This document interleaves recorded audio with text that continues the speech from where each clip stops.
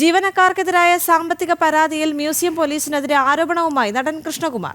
തട്ടിപ്പിന് വിധേയനായ തന്റെ പരാതിയേക്കാൾ പ്രാമുഖ്യം ജീവനക്കാരുടെ പരാതിക്ക് നൽകിയെന്ന് കൃഷ്ണകുമാർ പറയുന്നു.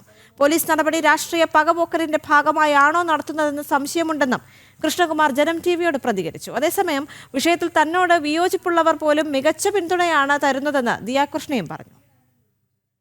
കേസിന്റെ തുടക്കത്തിൽ മ്യൂസിയം പോലീസ് സ്വീകരിച്ചത് തെറ്റായ സമീപനമെന്നാണ് കൃഷ്ണകുമാർ പറയുന്നത്.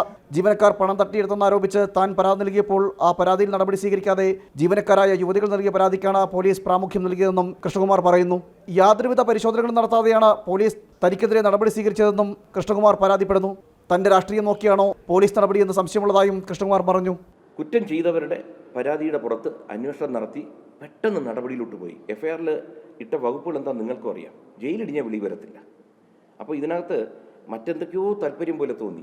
ഞാനതുകൊണ്ട് വളരെ താഴ്മയോടെ ഇതിനകത്ത് ആരെങ്കിലും ഏതെങ്കിലും രാഷ്ട്രീയക്കാർ ഇടപെട്ടിട്ടുണ്ടെങ്കിൽ നിങ്ങളൊന്ന് മനസ്സിലാക്കുക. ഈ രാഷ്ട്രീയ സംഭവം വെച്ച് എന്നെ നിങ്ങൾ എന്ത് വേണോ പറഞ്ഞുകൊണ്ട് ചെയ്തോളൂ. കുടുംബത്തെ വലിച്ചഴയ്ക്കാതിരിക്കുക.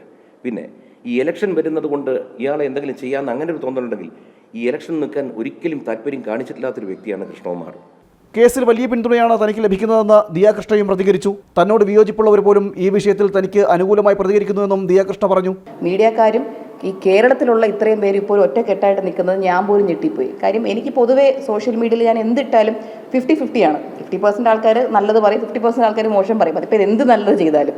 പക്ഷേ ഈ കാര്യത്തിൽ നമ്മളെല്ലാവരും ഒരു ഒറ്റക്കെട്ടായിട്ട് എല്ലാവരും എൻ്റെ കൂടെ നിൽക്കുകയാണ്. അവർക്ക് ശിക്ഷ കൊടുക്കണം എന്ന് പറഞ്ഞ് തന്നെ എന്നെക്കുറിച്ച് റോങ് ആയിട്ടിടുന്ന യൂട്യൂബേഴ്സ് പോലും നല്ലതിട്ട് ഞാൻ കണ്ടു. അതിൽ ഞാൻ കമൻറ്റും ചെയ്തിട്ടുണ്ട്. I'm very very thankful to the media, police and the social media viewers. I'm really thankful. കാരണം നിങ്ങൾ എല്ലാവരുടെ ഒരു സപ്പോർട്ടും കൂടെയാണ് ഞാൻ ഇപ്പോൾ ഇവിടെ ചിരിച്ചിങ്ങനെ ഇരിക്കുന്നത്. ഇല്ലെങ്കിൽ ഞാൻ തളരാനുള്ള എല്ലാം ഇതിനകത്തുണ്ടായിരുന്നു.